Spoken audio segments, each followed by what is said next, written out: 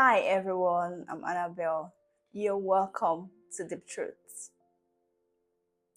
Fear, it's a universal force, isn't it? It doesn't matter who you are or where you come from. Fear has a way of finding us all. Whatever you are afraid of is what will come your way. You think about it, you dwell on it, and before you know it, you are living it. It's like the fear we carry becomes a magnet, pulling those very things closer. Are you worried about failure? Suddenly, every step feels shaky? Are you afraid of being misunderstood? Conversation gets complicated fast. Fear has this weird ability to turn into reality. No one is immune.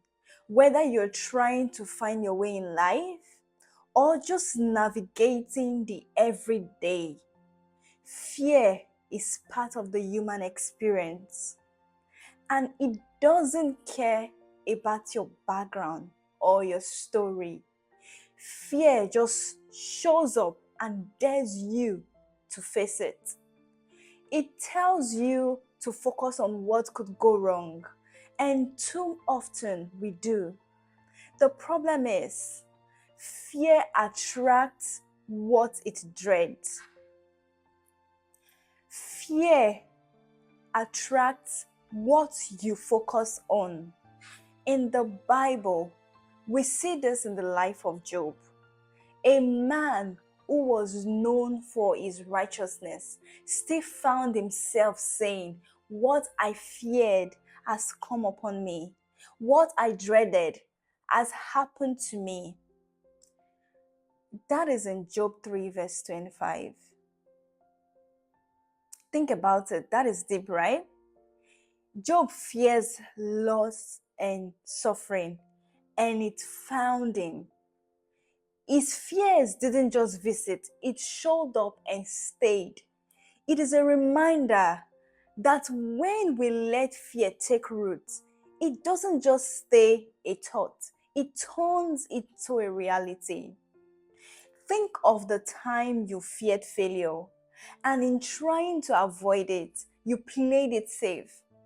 But playing it safe often means missing the opportunities that lead to success. You see, fear can drive us into making choices that guarantee the very outcome we are trying to avoid. You fear making mistakes, so you hesitate. And hesitation often causes mistakes. Fear becomes a self-fulfilling prophecy. Fear is faith turned upside down. Here is a thing about fear. It's really a form of faith, but it is a faith pointed in the wrong direction. Fear is faith in the negative.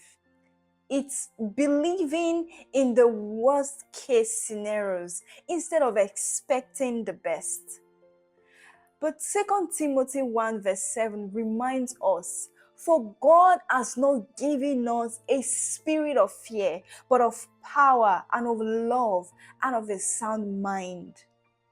Fear doesn't come from God. It's a counterfeit, a distortion of trust. Instead of trusting that things would work out, fear convinces us they will fall apart. But it doesn't have to be this way. So how do we turn it around? How do we stop fear from ruling our decisions, our thoughts, our lives? First, refocus your mind. Fear feeds on attention. The more you focus on what could go wrong, the more fear grows.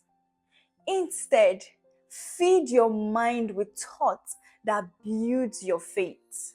Philippians 4 verse 8 says, whatever is true, whatever is noble, whatever is right, think about such things. When you change what you focus on, fear shrinks and peace takes its place. Speak life over fear.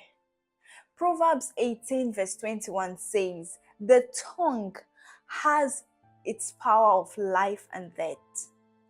Words have weight. They shape reality. If you constantly say, this will never work out, or I will never succeed, then don't be surprised when that becomes your reality. Instead, speak words that reflect faith, not fear. I can do all things through Christ who strengthens me. Affirm yourself daily because your words have power.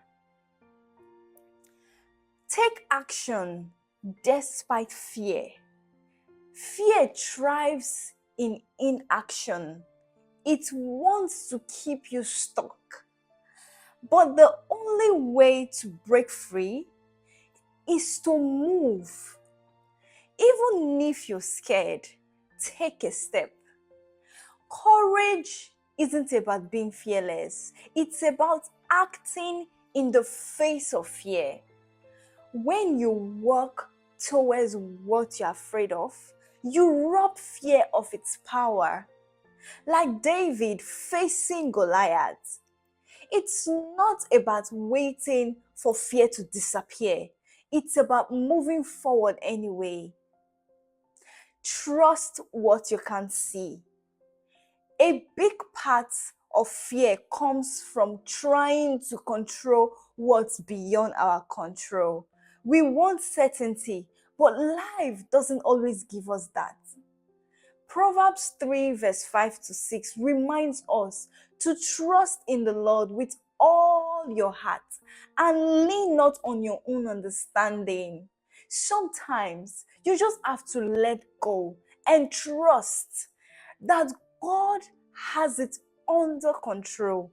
When you trust, you are no longer driven by the fear of the unknown. Lean on others. Fear isolates. It convinces you that you are the only one struggling, but that is a lie. We all deal with fear, and there is power in community.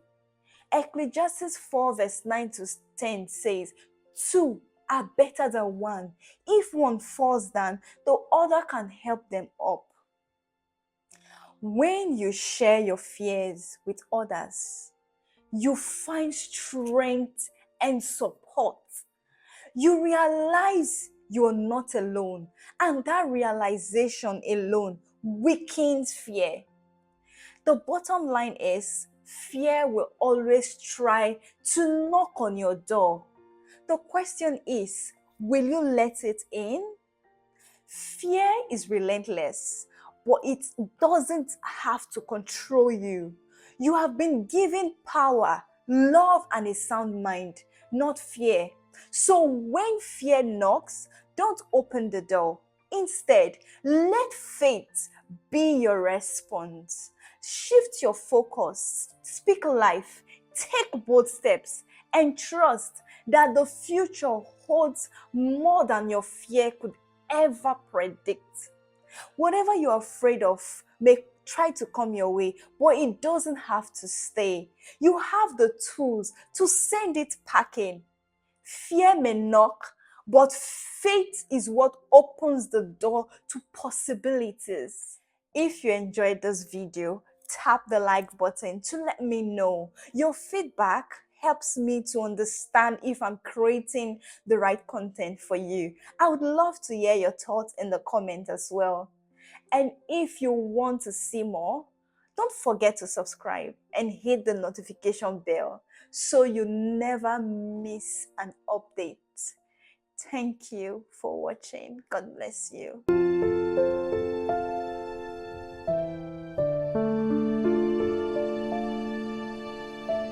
you.